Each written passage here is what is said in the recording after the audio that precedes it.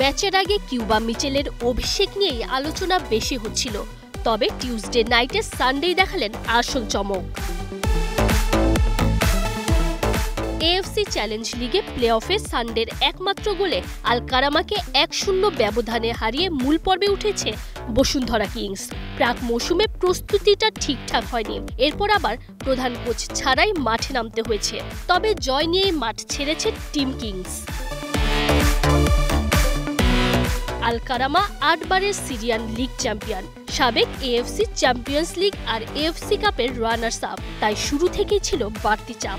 তবে ম্যাচের ষষ্ঠ মিনিটেই দলকে এগিয়ে দেন বসুন্ধরার নাইজেরিয়ান ফরোয়ার্ড সানডে। পুরো ম্যাচেই দুই দল বেশ কিছু সুযোগ পেলেও গোল হয়েছে ওই একটাই। গোল বাদেও এ ম্যাচের অন্যতম আকর্ষণ ছিলেন কিউবা মিচেল। যদিও বসুন্ধরার জার্সিতে তার অভিষেক হয়েছে ম্যাচের ৬৬ মিনিটে। অল্প সময়ে মনে রাখার মতো কিছু করতে না পারলেও দলের জয়ের সাক্ষী হয়েছেন বটে।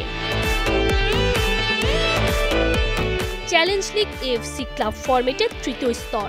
এবারের টুর্নামেন্টে ২০ দল নিয়ে হবে গ্রুপ পর্ব, যেখানে সরাসরি অংশ নিচ্ছে ১১ দল। আর প্লে অফ থেকে উঠে আসা ৯ দলের মধ্যে বসুন্ধরা কিংস একটা।